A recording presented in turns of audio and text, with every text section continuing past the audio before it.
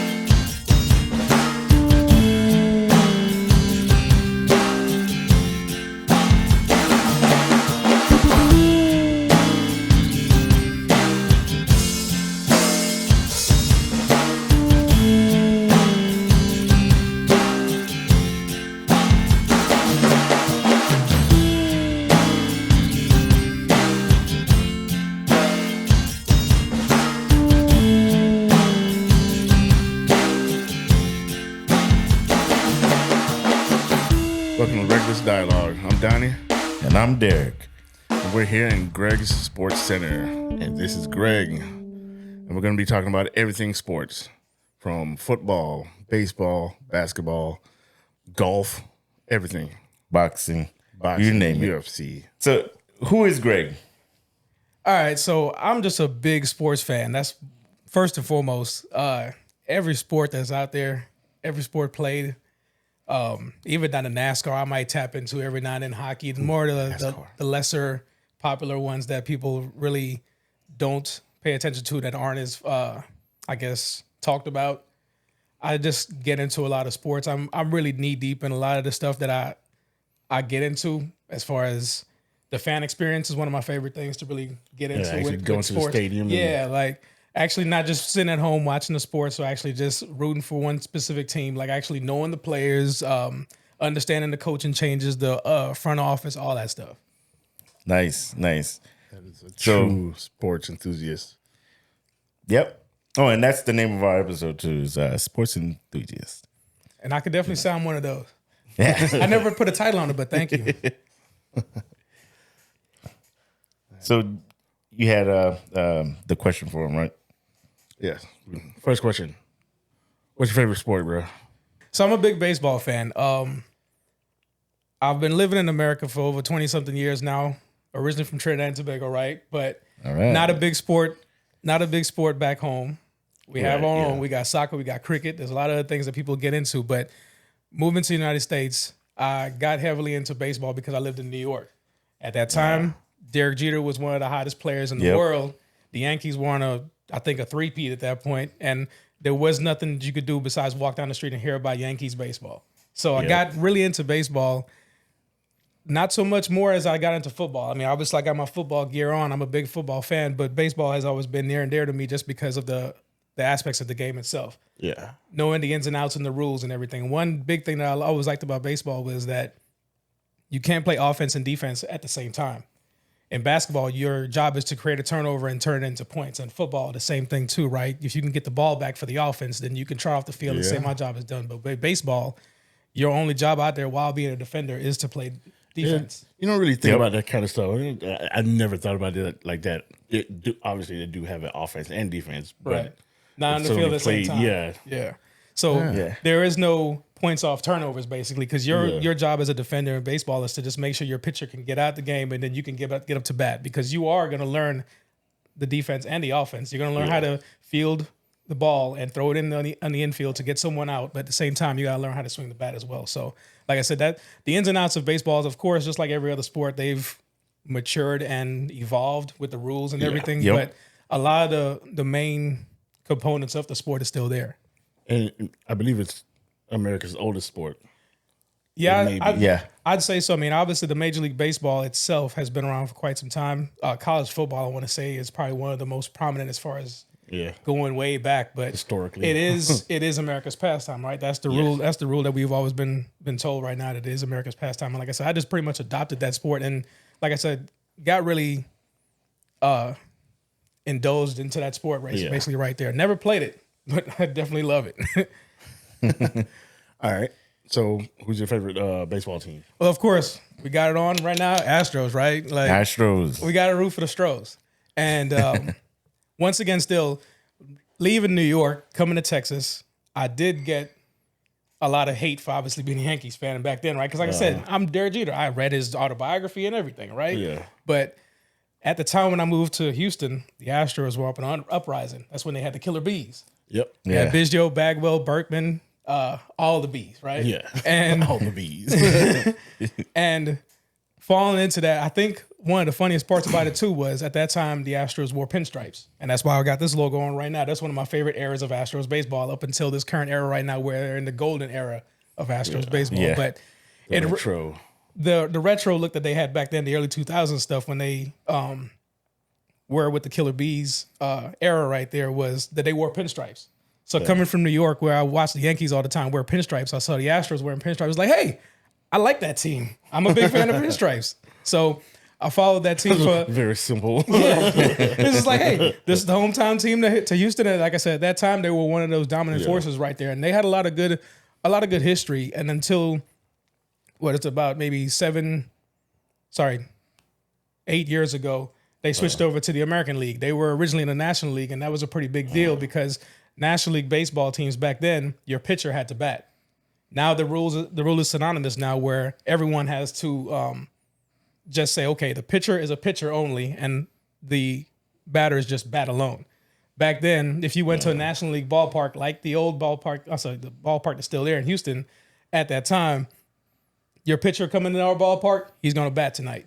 He's going to be up ninth. He's going to bat. He may not be good, but he's going to bat. But the American League rule was, if you went to American League ballpark, you didn't have to worry about having your pitcher come out to the batter's box at all. Yeah. He just had to come out there and do his one job. But like I said, as of recently, they just made it to where you obviously have just your pitcher pitching, and that's it. You put a defensive hitter in there so he can go ahead and come up to the plate for the pitcher's spot, basically. And the Astros going over to the American League was something unbeknownst to me. I didn't even know that they would even have teams switch leagues or switch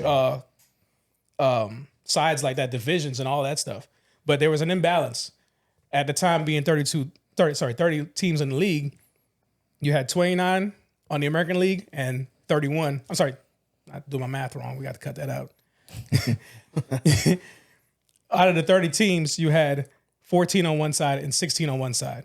And wanted to get some balance going, so they went ahead and put the Astros from the National League Central Division over into the American League West Division. And like I said, that even more had me interested in the game. And I was, okay, now I don't have to worry about that pitcher that usually would bat at ninth spot. And I can just focus on what he does on the defensive side. Yep. A pitcher's job, obviously, is to just get out there, get the outs, and get on back into the dugout. Yeah. Throw the ball. Good job, man. Good job. I just learned a lot. I know, right? I'm like, damn. Always can count on Greg. I Yes, thought I knew sir. a little bit about baseball. I guess I don't know shit. So good background knowledge, the history behind it. And we were talking about when it started. Just a fun fact. So 1869. Yeah, and that was with Cincinnati Red Stockings, established that year, were the first professional baseball team. However, in modern MLB, as we know it today, we officially founded in 1903. Okay, so I guess that changed when the National League and the American League merged to create one unified organization. Anyways, fun fact. So kind of like what we talked about with we talked about it recently here with the NBA, with the NFL, kind of like two leagues basically merging together. So it was like that with baseball. Yeah. And the fun thing about sports that obviously a lot of people don't realize, because it's so, I guess, glamorized now as like this top pinnacle of sports, that you like, okay, these guys are celebrities and everything. These are just grown men running out here, or even grown women obviously running out here just playing a kid's game, right? Yep. That's what a lot of these athletes will tell you nowadays. They just say, hey, we're playing a kid's game and getting paid a lot of money to do it. Very Yep. intense. Yep. And it's fun. The thing I like about sports is the fact that we, as the fans, we have made it what it is now, because Yes, we definitely. want to go out there and how many points per game are you scored, and how many turnovers have you caused, and how many games have you won. All those things, those are just the scorekeeping of it, right? Well, these guys on a nightly basis or a weekly basis, they just go out there and just have fun. Like, hey, let's go out here and compete at a high level. But they get do play train aggressive. hard for it. And absolutely, you can't diminish the fact of that. Can't get a Joe off the road and throw him in the field. He's just gonna be like, and get him off.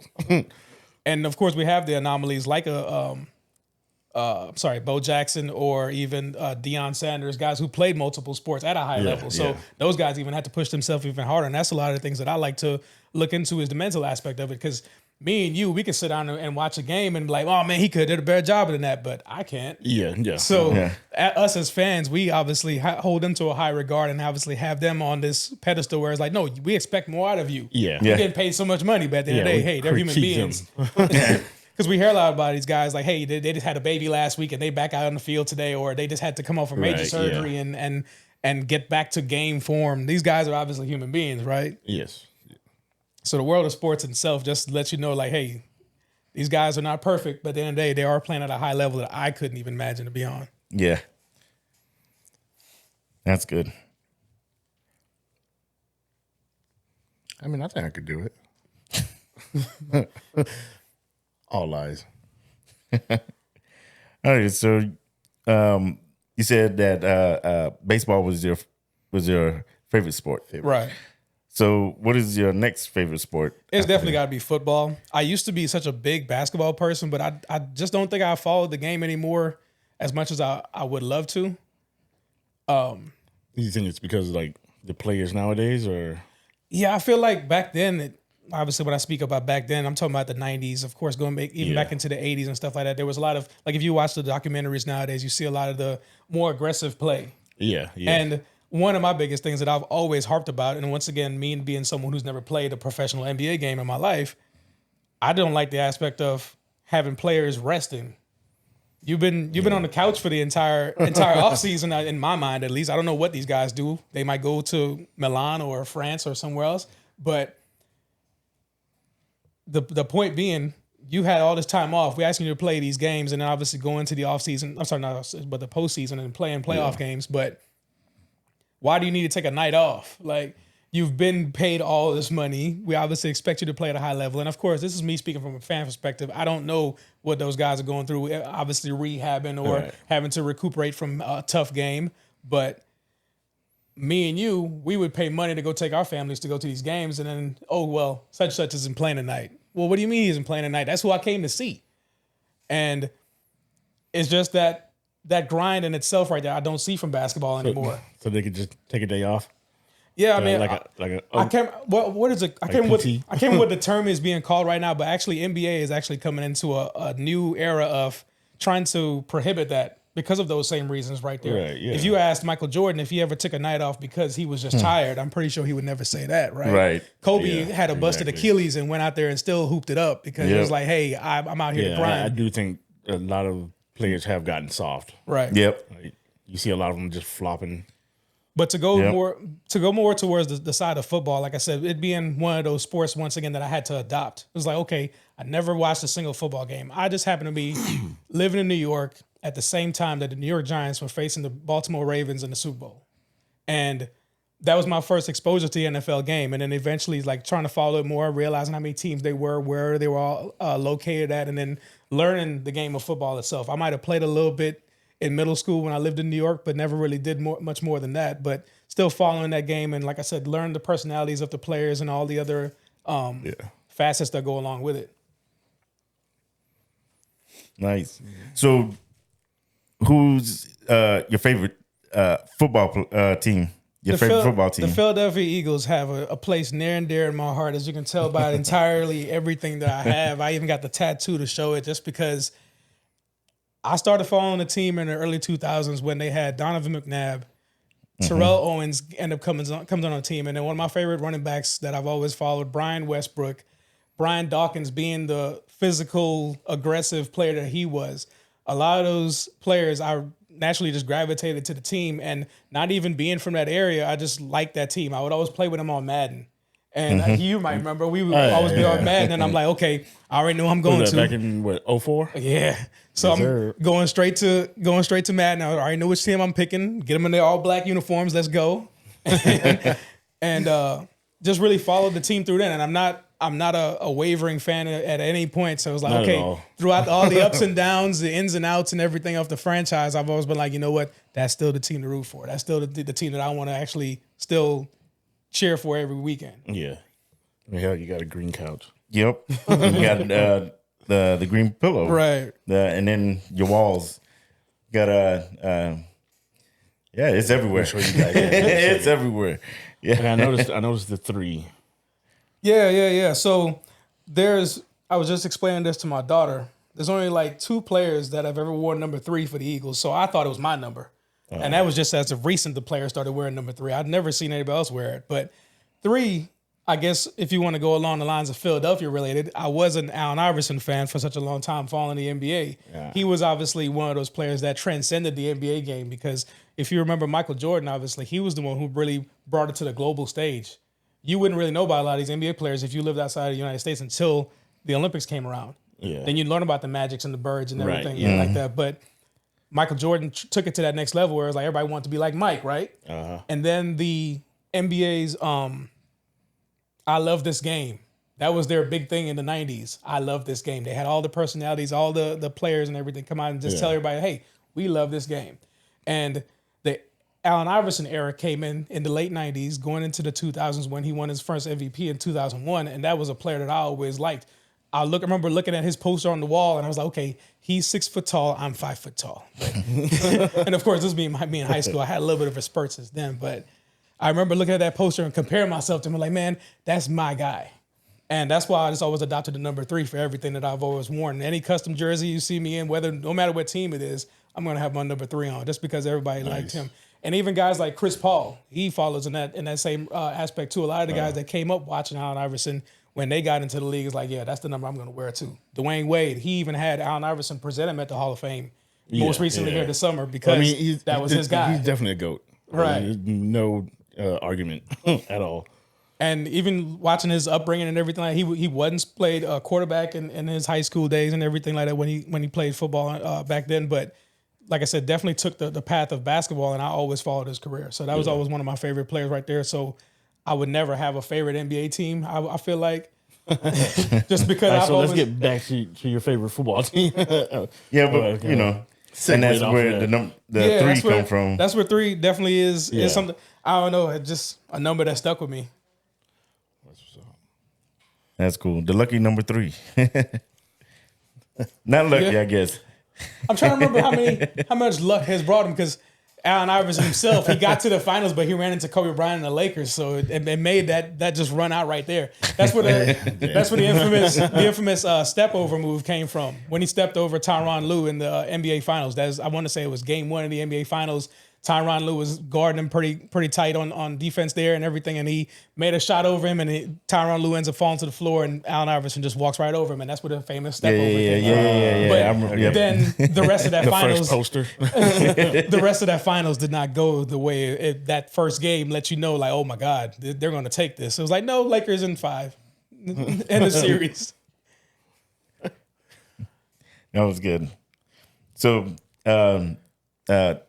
the Philadelphia Eagles is your favorite NFL team. That's cool.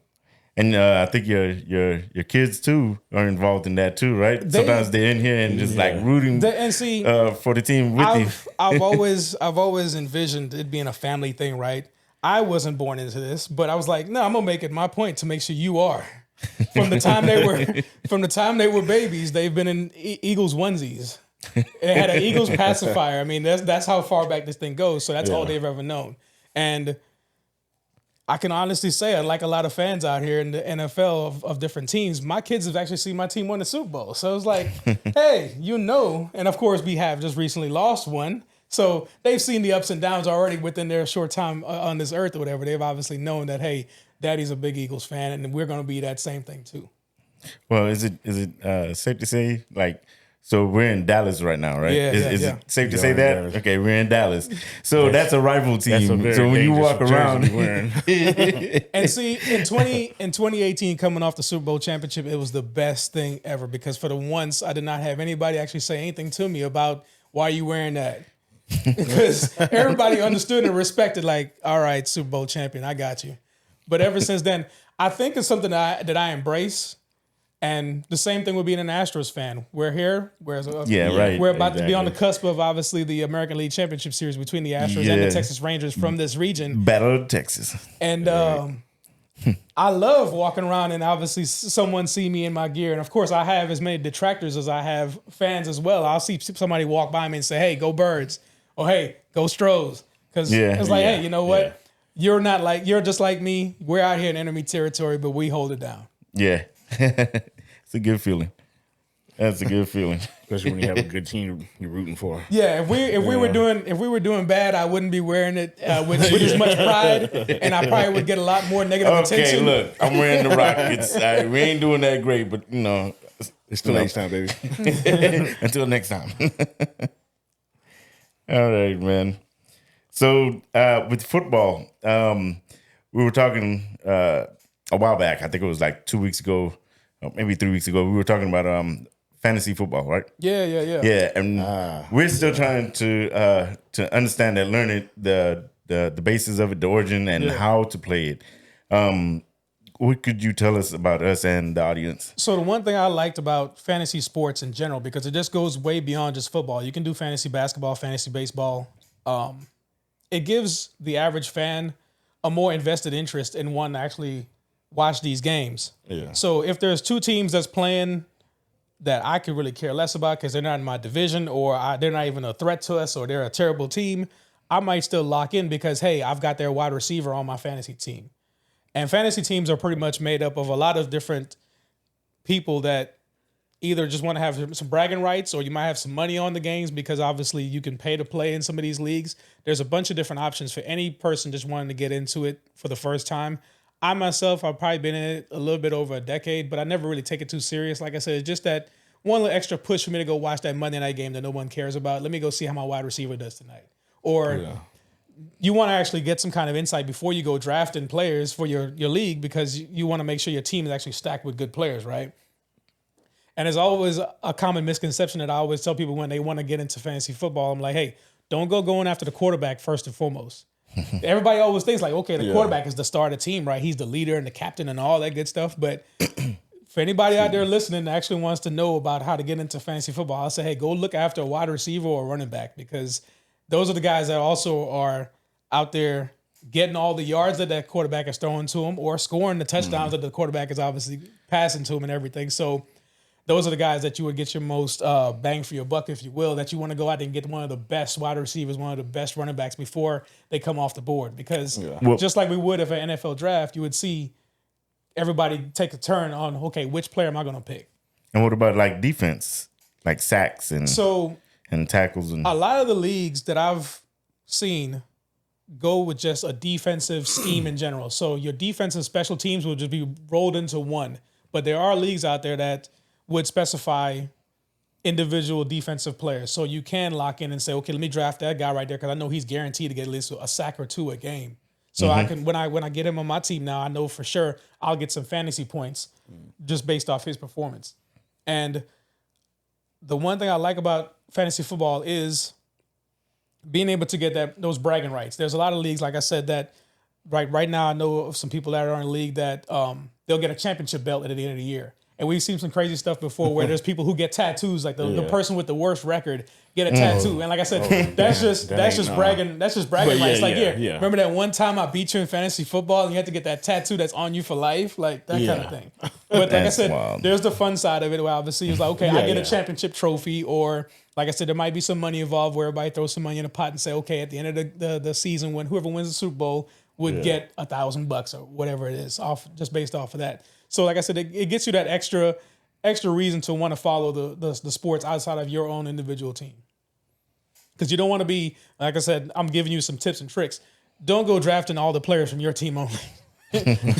Don't be that much of a homer, because you know if you watch any kind of sports, you know that not everyone is going to be on point every night, right? Your wide receiver might drop a couple passes, or your quarterback may not be as good. So sometimes you have to try to think outside the box. You may not want to say, okay, that's a rival team, but I know their quarterback is good. I mean, I got to be honest, their quarterback is kind of good, so I'll go and draft him. I ain't going to be proud of it, but I'll draft him because I know he'll give me some fantasy points tonight. I'm gonna have to look into that. Yeah, me too. And so let me see. One of the questions I had, anybody could play it, of course. What engaged you to like play it? Like what draws you in the most about it? I'd say definitely the bragging rights. I mean, if you can put together a good fantasy team, it's pretty much it's you creating your own all-star team, right? So like I said, let's just say for instance basketball, because a lot less players. If you wanted to play fantasy basketball, you pick your favorite center who's currently playing, point guard, shooting guard, forward, power forward, and you hone in on this. Okay, these 5 guys, and of course, if you had some reserve players, these are the guys I know that are going to perform well this week based on who they're playing and how they've been playing recently, and those bragging rights come out when you say, okay, at the end of the week, I won. Yeah. So if you play with a group of friends or coworkers or whoever you might want to invite to your league, now you get that extra chip on your shoulder. It's like, yeah, remember last week when I beat you down in fantasy football? And of course, like I said, there's the jeers as well. We've had some guys in some of the leagues I've played in go without the whole season without winning a single game. Yeah. And you were like, yeah, remember that one year we played fantasy football and you couldn't even pull off a single win? And make them get a tattoo.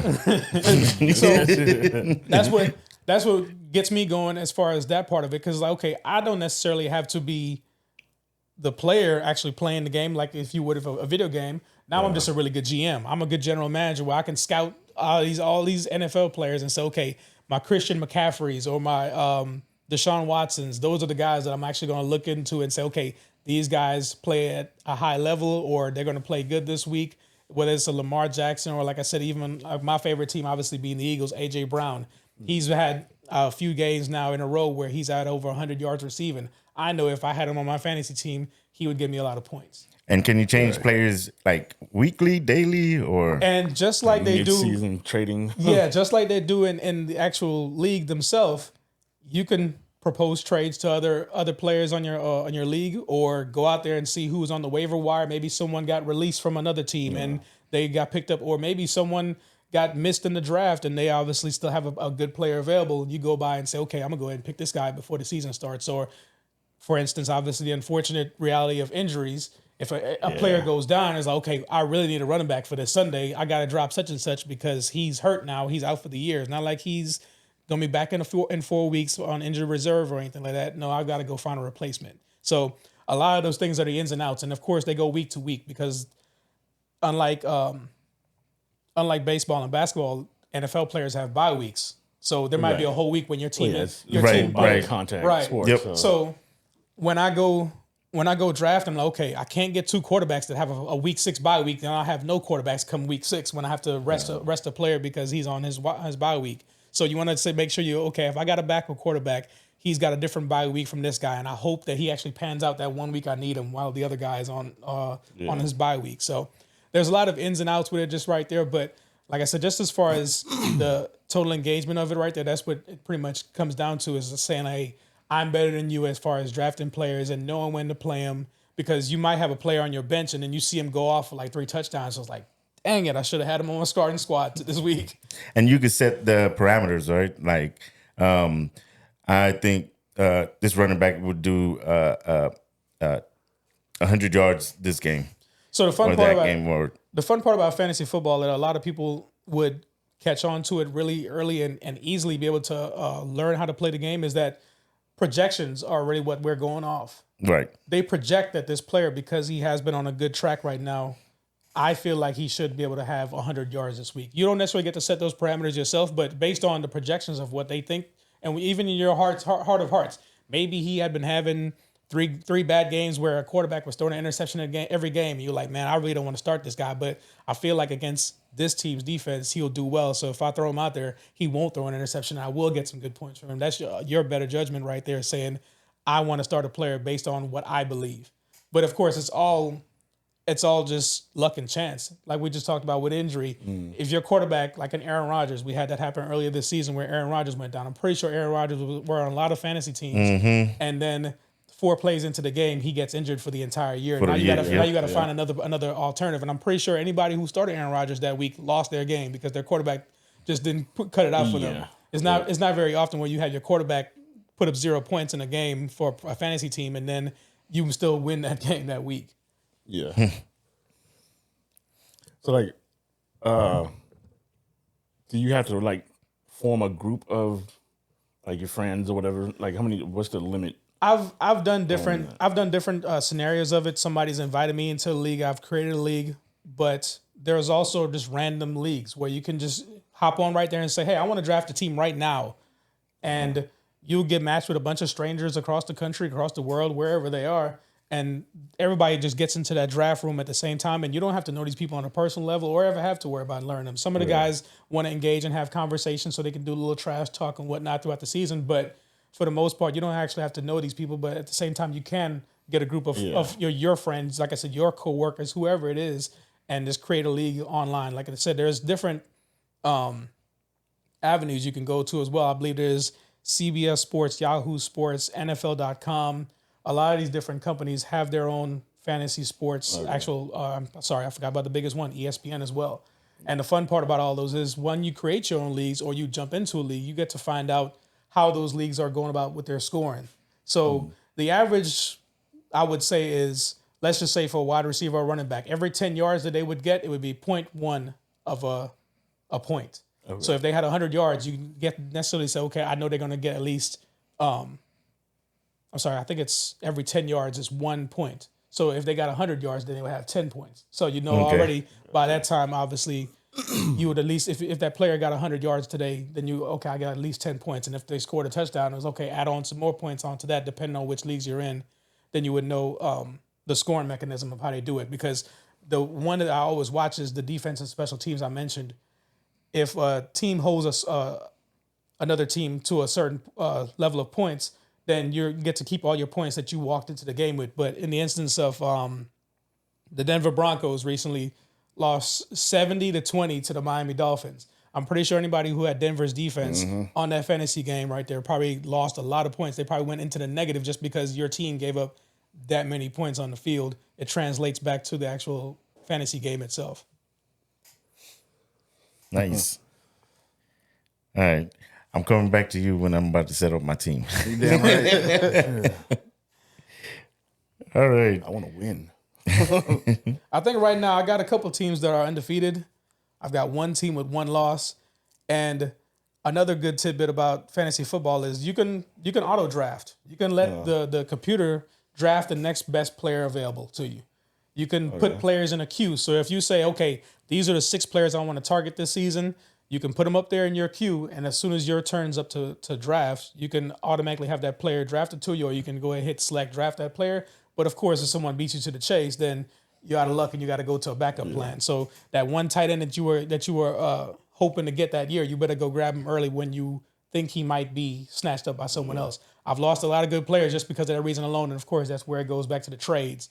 Now you can say, oh, you know what? I'll give you that running back and that wide receiver that you want if you really give me that quarterback that I was really hoping to get this year. So it makes the engagement like between Aaron people. Rodgers.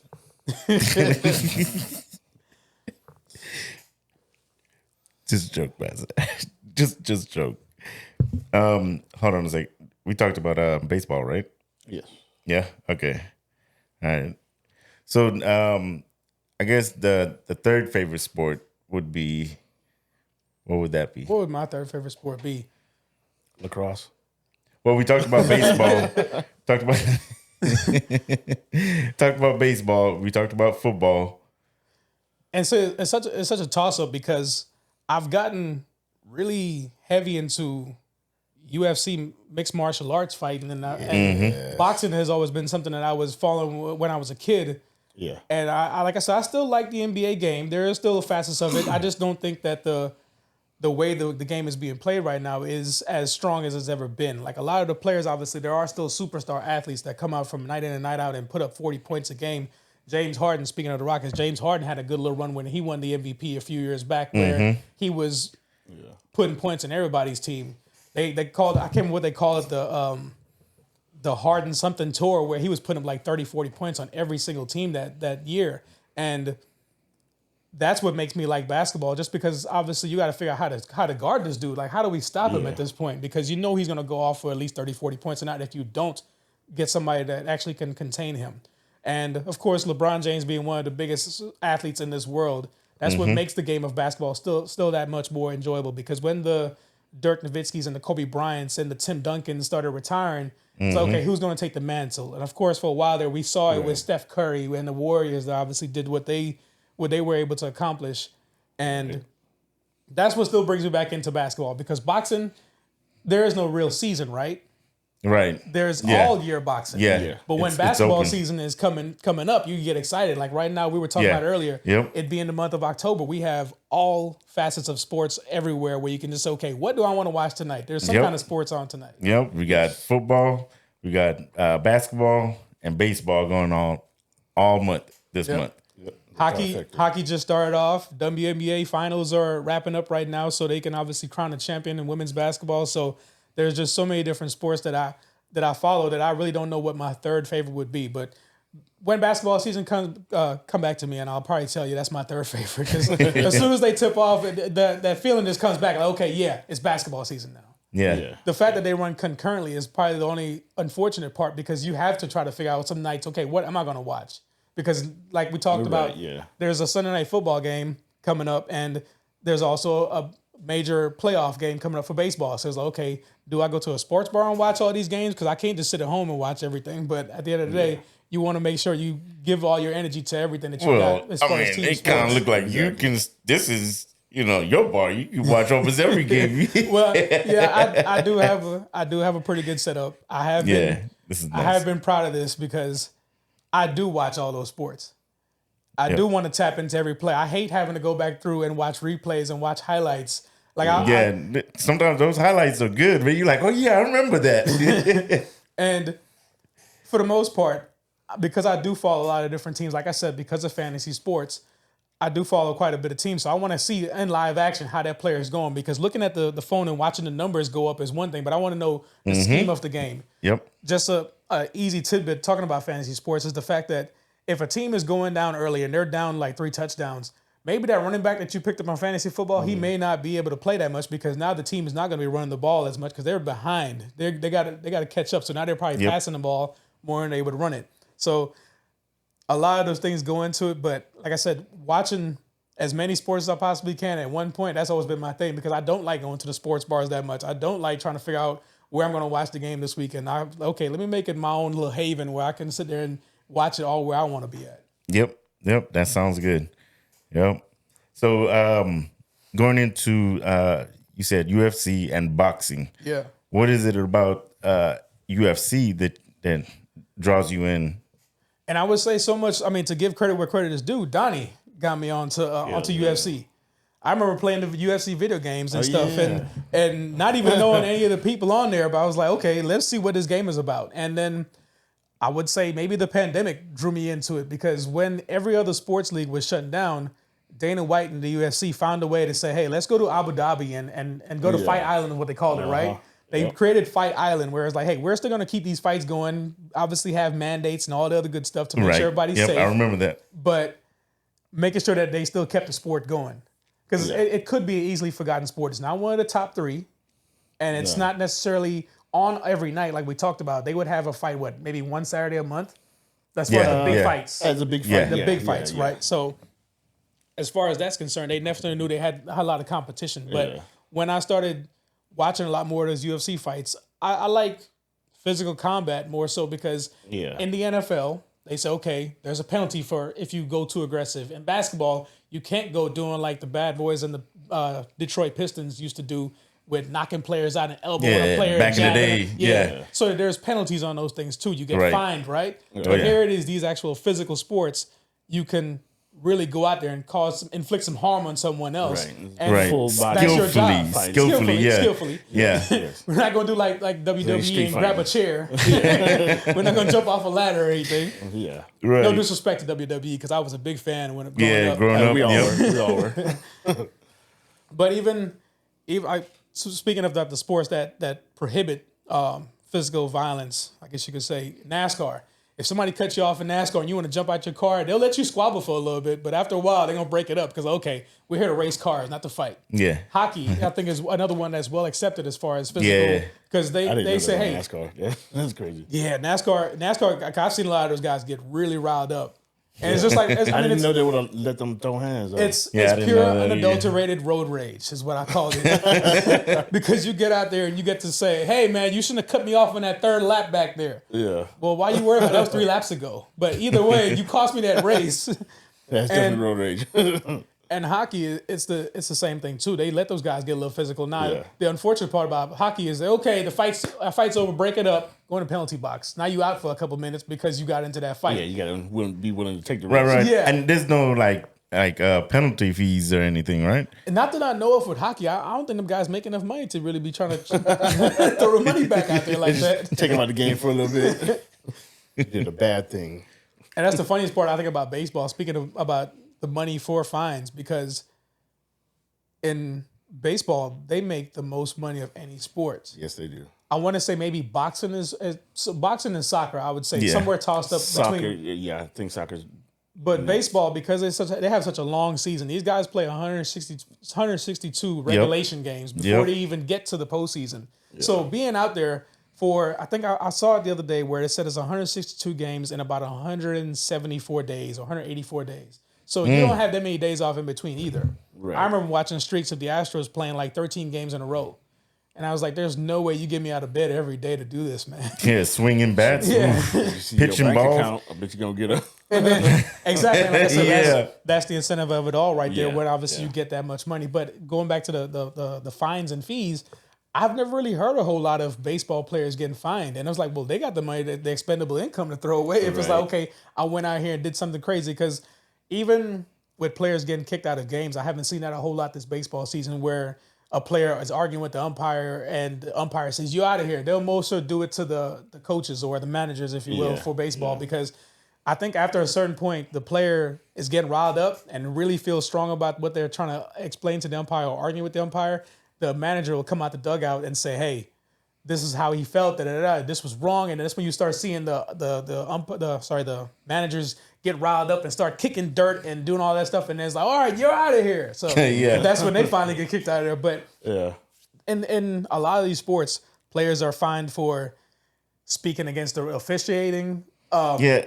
Like to me, those like a lot of weak stuff. And I'm like, That is weak. oh, they got soft. So, because like you said, we are in Dallas, and Dallas just came off a loss to the San Francisco 49ers. Their star tight end, George Kittle, under his jersey and his shoulder pads, I seen that. he had an F Dallas, t-shirt Well, on. it should have been F Cowboys, not Dallas. Yeah, let's not hate the region. Let's just hate the team, the franchise themselves. Yeah. But he got fined $14,000 for that. And $14,000 is people like us, that actually is substantial income. I'm pretty sure to him, maybe it was just one less bottle of champagne in his house, but that's still a good chunk of change, right? Like, okay, why we have to cough this money back up? I think the only thing that I like about the fine system for the NFL, and I don't know how it goes for a lot of these other leagues, is that they put that money back into stuff. So there's a pension fund for obviously players who retired. There's different initiatives that the NFL runs throughout the year for different things like cancer research, obviously a lot with kids and everything like that. So that money does not just necessarily just go into the window or into the commissioner's salary. They actually put that money back into something. So a lot of these players, for taunting penalties or anything crazy, I think the minimum I've seen this season alone is like $10,000 just for like a minimal taunting penalty, where it's okay, excessive celebration, something like that at the third. They do that too? Yeah, oh my God. and they have of course, because it's at the referee's discretion, right? It's kind of like if you had a supervisor and one day one supervisor said, "Okay, you know what, you can go and leave work early," and the next day is like, "Nah, you staying here." Depending on who you have, the referee might not be as adamant about it, but the NFL does go back over, and a lot of these leagues go back over and review the plays, review the situation of what happened, why the fight even happened, and it's okay. We will levy some fines because that was a little excessive or this was a little bit out of pocket. But for the most part, like I said, the fine system itself is just something that's so crazy about sports. It's like, okay, you say you want them to go out there and have fun. So when they celebrate too much, they're having too much fun at that point. Yeah. Like, make it make sense, right? Yep. I'm Yep. trying to limit my celebration. So with the UFC, so if anybody wanted to keep fighting on the field, I guess they can go to UFC. Yeah, I mean, and funny enough, we have good luck with that. We have had one or two people. I want to say, who was it? I can't remember the guy's Now, name. Brock Lesnar. Brock He used to Lesnar. play Brock Lesnar. football, Yeah, and then he yeah, went to that's true, wrestling, yeah. and then he went to Went to UFC. UFC as well. Yep, that's the only person that I know. There's a player. I don't There's a know player him. you play. He built different though. And once again, like we talked about with crossover sports or whatever, a lot of those athletes aren't meant to really do a lot of that stuff. Where it's Yeah. like, okay, I'll go play baseball. Like I said, I tell my kids about this. Deion Sanders left a World Series game and went straight to a Super Bowl. Yeah. So Yeah. to be able to Same day. to be able to be mentally tough like that, to even pull that off, like, yeah, I'm gonna go out here and actually be. I'm not sure if it's statistics. That was way before my time of watching either sport, but. There's still to have that mental capacity, like, yeah, I'm gonna wake up today and I'm gonna go play a baseball game and I'm gonna go fly over and play a football game. Like, that's how we gonna do this. I bet you couldn't do it the other way around. You go play football, you go play baseball. You get beat up on that football field, like, hey, coach, can you put me in only if we need me to hit tonight? I don't really want to be out there. Oh, that's good. And then boxing. Who's the latest fight that we seen? I think it was Canelo and Charlo. Yeah. Yeah, and we were talking about that and how It was definitely a one-sided fight, but Charlo did go up 2 classes. 2 classes, and I think that's pretty impressive for him to hang in there. Yeah, definitely. Yeah. But we're definitely out of his element. But boxing overall, do you think it's still?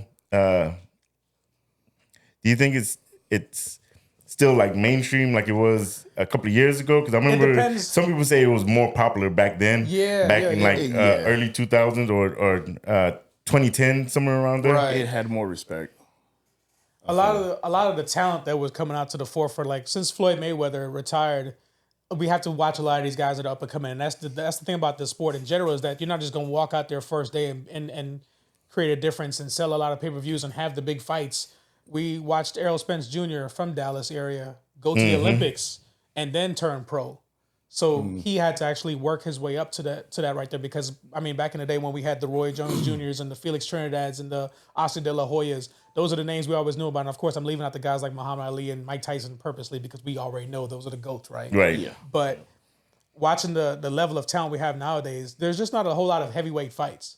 No. And that's really where it comes down to. Right. We want to see those fights where somebody gets obliterated in the ring and can't get back up. Or even though it's the dangerous side of the sport, right? We want to make sure everybody walks out of there safe. Right. Those are the Right. fights we want to go pay the big ticket for, because when we see a Sonny Liston and a Mike Tyson, or Sonny Liston and a Muhammad Ali go against each other, and the Thriller in Manila and all those big fights that we've seen before, the highlights of before in the past, those are the ones we want to actually really tap into and love. We had, the Wilder and Tyson fight, Right. or whatever, and that was good in its own way, but it just didn't have that spark as it did, like, seeing Mike Tyson fight. Yeah. Like.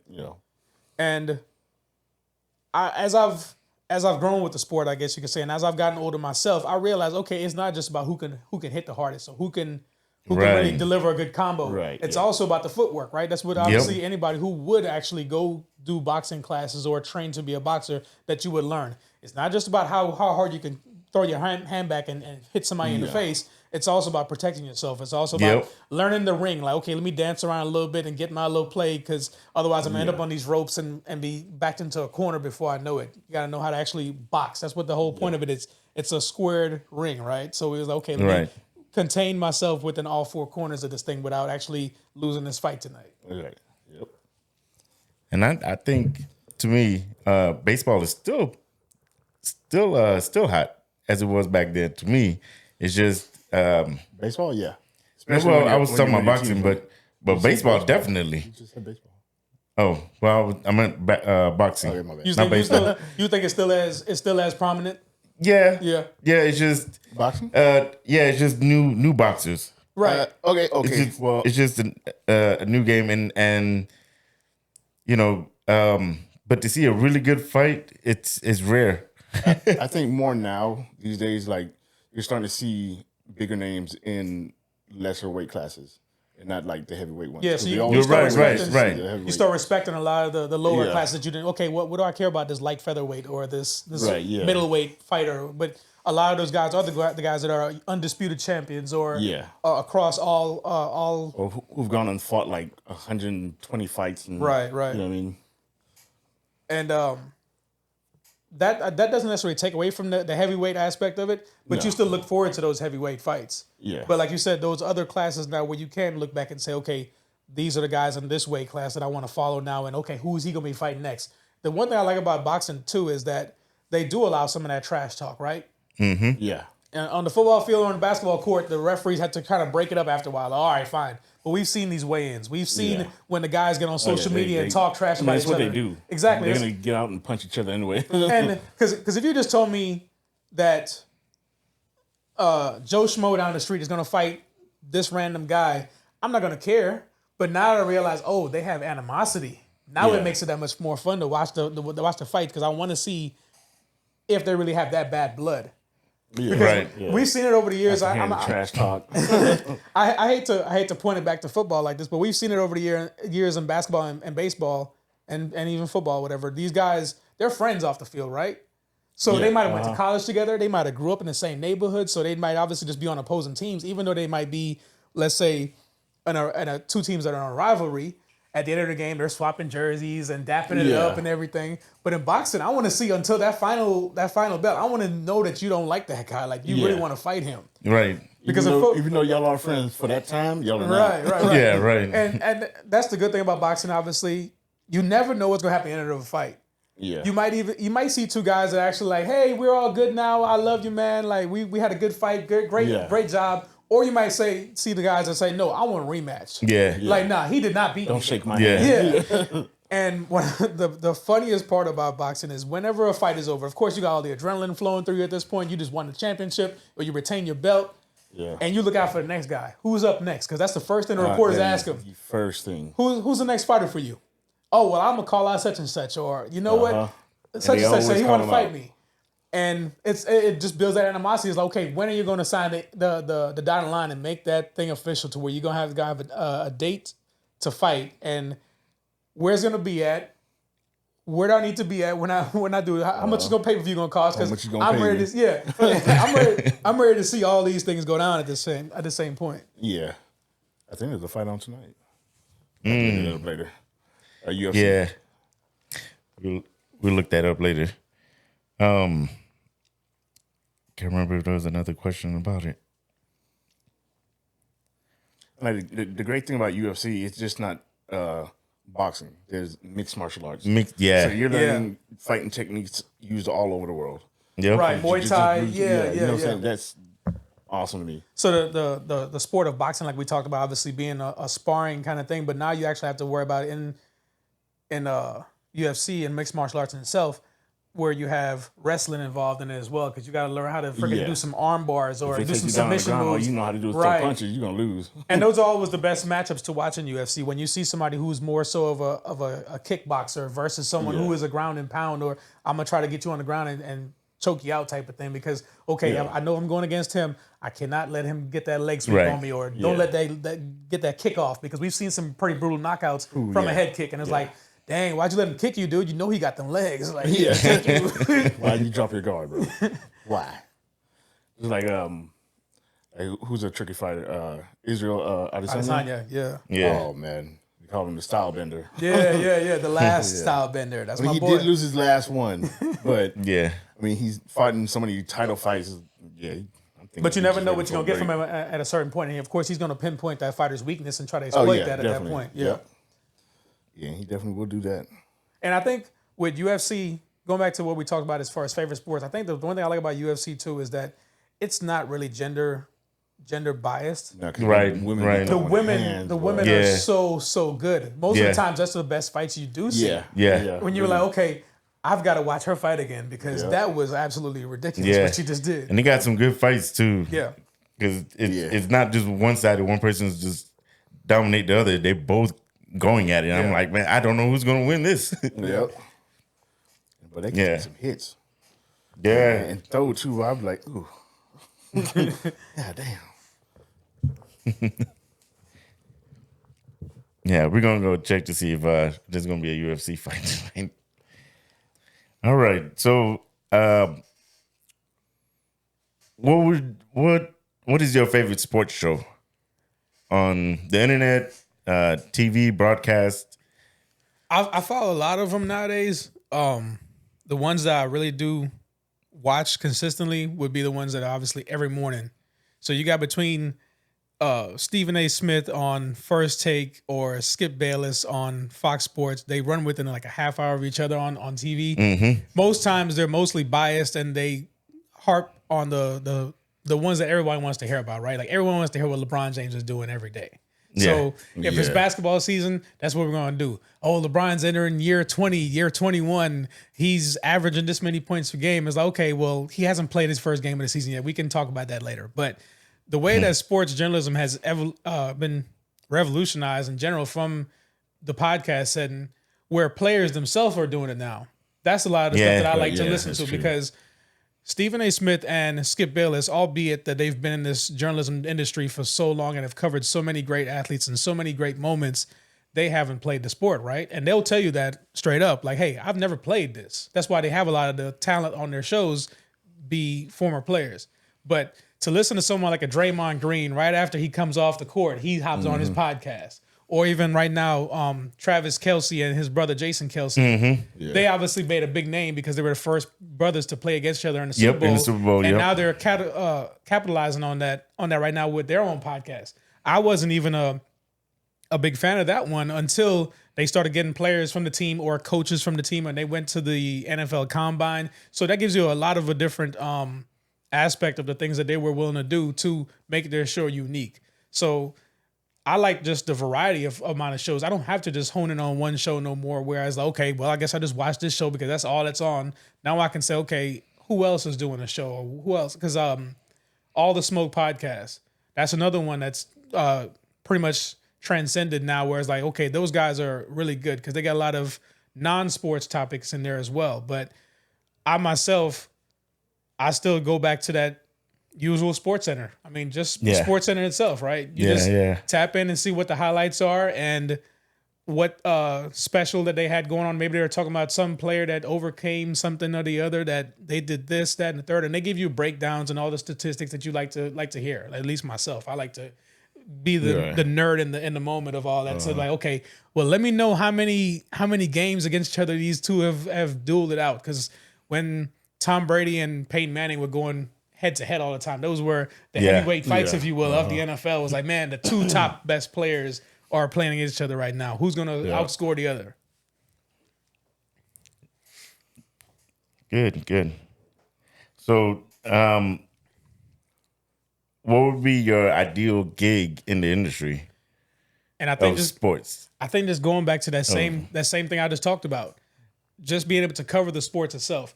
Of course, me not being someone who's ever played any sport at a high level, I couldn't just go out there one day and say, hey, I'm going to become a star quarterback or a World Series Cy Young award-winning pitcher.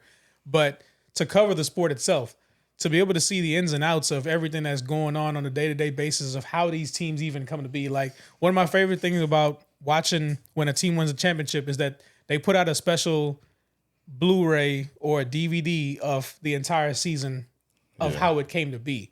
And that's why even shows like Hard Knocks, they will cover the team before they go into the season to see how the chemistry is working and how the players are coming together. And they might have had a new coach recently, so they got to overcome this, that, and the third. So for myself, I would want to be one of those reporters because us as fans, we might watch a game and be like, man, why didn't they run the running back more? Man, why he didn't pass it more in basketball? And now, as one of those reporters, you get to be that person that's actually out there asking those questions. Like, so on third and 11, why did you run the ball instead of passing it? Like asking those kind of questions to the coaches and even the GMs. Like Jerry Jones, obviously the owner of the Cowboys, he has a show that he gets on, and I'm pretty sure a lot of other NFL owners and general managers and coaches do it as well on the local radio station. So he's in there being asked all those questions on a weekly basis. And the fun part about all that is the journalist really doesn't care. They want to get all the juicy topics and everything. I want to ask you all the tough questions because I don't want to just tiptoe around a lot of this stuff. I want to ask you, hey, why did you release such and such? Or are you going to move on from this quarterback at some point? Or what's going to change in this franchise for them not to be where they are right now? So to be in the building when all that happens, and then you yourself as the reporter or the person that's the journalist in the whole entire thing, just taking note of everything that happens throughout the year. When a championship season does happen, you'll be like, man, I was here the whole way. Like, it's more than just the average fan at that point. Right, me being the average fan, I'm enjoying it for myself every Sunday.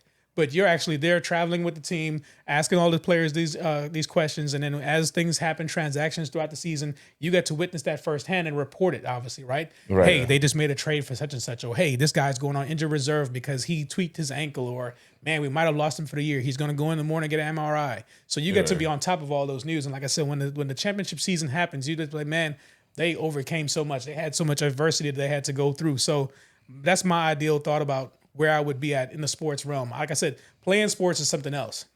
Right. You've got to be consistent at a longevity and a high level. If LeBron James was averaging 15, 12 points a game, we wouldn't care anymore. Even though he came out the woodwork and obviously was LeBron James, right? But now going into year 21, he's still averaging that many points where he may want to take the back seat, but whenever the team calls on him and says, hey, we need you to get this win for us, he's like, I got you, coach. Like, we're going to get this championship this year. So a lot of it dials right back into that, where it's like, yeah, that's a lot of pressure. I couldn't imagine being a pro athlete in any sport, really. Any sports, yeah. In tennis, with even Serena Williams, she won all these Grand Slam titles, won all these Wimbledons and everything like that. Now she has a baby. And it's like, okay, now the other aspect of it has to come about. It's like, okay, now you're a mom and a wife at the same time, but we still expect you to be Serena Williams when you go out here and dominate the tennis world. That's what we've always known. That we live in. Exactly. Yep. So I remember a couple of years ago, I don't know if it was last year, a couple of years ago, you had like a podcast. You said you did 20 episodes? Yeah. We did 20 episodes. The show's called All Inclusive Sports Podcast. So with me and myself and my boy Brandon B. So it's with B and G.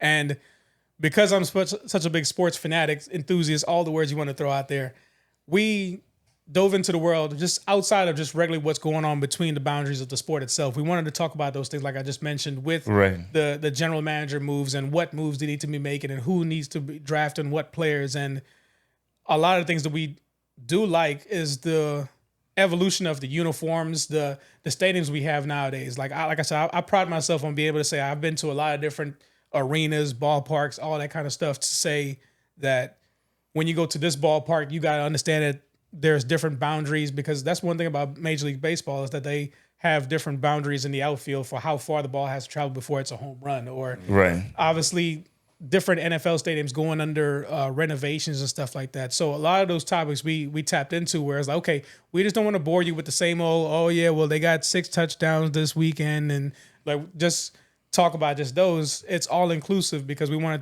to encompass everything that we obviously like about our sports. Right. And what about like sports in other countries? Like, for instance, we were talking about Canada, how they play football a little differently. And we were talking about how in the 4th down and they only had like 3 yards left, and the dude dropped the ball and kicked it over the line of scrimmage and then picked it back up, and he got the first down from going over. And I was like, that's acceptable?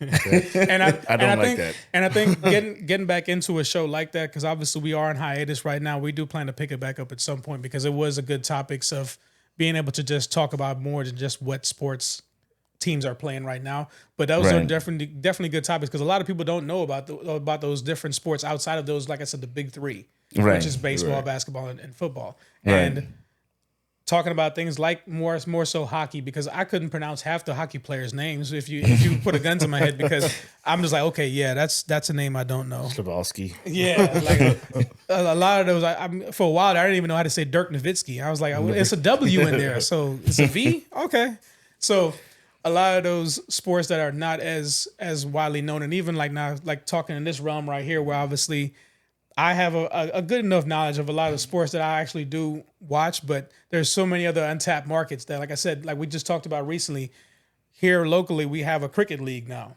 Yes. Yeah. So there's actually Major League Cricket that the United States adopted this past summer, and here in the North Texas area, they actually have their own team. And you were telling me, obviously, there's a rugby team in South Texas in the Houston area. So a lot of these international sports that we may not have ever played before, its way over here. starting to make its way, because we, like I talked about, the world of basketball has obviously been worldwide for so long now, where we do have in the Olympics, we do have FIBA World Cups and everything. And even the game of baseball, that has been something, even though there's a part of the world that does play cricket, baseball is still widely known, where we do have Japanese players now, and there's a big, heavy Caribbean following of Dominican players and Yes. Venezuelan players that play in the major leagues in the United States. So a lot of these sports, the funny part about it is it's all encompassing the same kind of aspects of it, but it's just different rules. So like you said, like a drop kick, where in the NFL you would never see someone do a drop kick unless they were trying to punt the ball, and that's only in like dire situations because somebody's running at you. You don't want to drop kick a punt because you're gonna get hit. Yeah. That was good, man. So I think we're gonna come to wrapping it up. This was really good. This was good. Yeah. And Very we appreciate you letting us come here and ask you these questions and have you on our show. It's great. I appreciate y'all for coming and hanging out and getting me in y'all world because I like the things that y'all bringing to the podcast world and this platform itself to be able to be my sports nerd self. Yeah, I right. like that. Yeah. Thank you. And this was good. And we do have something for you. So what he said was that we do have something for you. Yeah, we got something for you here. It was your birthday, what? A few days ago. A few days ago, yeah. Hey, I take as for being a guest on our show. I appreciate y'all. Oh man. Hey, I see the hecho in Mexico. That's all I need to know right there. I already know it's gonna be something serious going on here. That's right, just I appreciate y'all. get yourself back on that podcast, man. Yeah, so You belong behind the mic. Definitely. and we're sitting here full because my brother hooked up some of those pork ribs, and we had burgers, and so So my belly looks they're so like good. almost high. Yeah, so we're about to go eat now after this. Take some of these shots. Oh yeah. We appreciate y'all joining in, and we hope that y'all join us again on our next show. Again, Greg, do you have an Instagram page or YouTube page? Yeah, so channel? I'm getting back into the YouTube thing now. Like I said, I've been spending more of my time being a fan of YouTube content, but you can catch me on Instagram, Twitter, or X, whichever one you call it. Just Stros and Birds, STROS and AND BIRDS, Stros and Birds. You catch me on there, you'll see me talking about several different sports. Like I said, I get into everything, so see me live tweeting about whatever's going on, whatever sports is going on. Yeah, I always make some happening live. Yeah. I always make some kind of sports content, whether it's me acting crazy at the house with the kids during a game or actually at a game, which will be coming up here soon. And you do Twitter too as well, right? Yeah. And you had somebody you posted something about getting those jerseys, and somebody responded to it. So because I just turned, like you just talked about my birthday, I just turned 36. One of my favorite NFL players that I've had from the Eagles was Brian Westbrook. He wore number 36. I bought his jersey, reached out to him on Twitter and said, "Hey, I just bought your jersey." It was just like a something that I knew I had to accomplish. I was like, okay, my 36th birthday, he wore number 36. I've got to get this jersey. I went ahead and put a post on Twitter about it, and he reposted it. So it kind of made me feel like, okay, I'm being seen now. Like one of my favorite players actually was like, "Hey, let's go." Let's go. I like that you bought my jersey, even though he's been retired for at least 15 years now. It's still something special for me. Yeah, but he's still known. Appreciates the gesture and that post. So once again, we appreciate you, and don't forget to hit the like button, to subscribe on our YouTube channel. Like, subscribe, and share. As always, thank you very much. We appreciate you watching, and we got more coming. Reckless dialogue.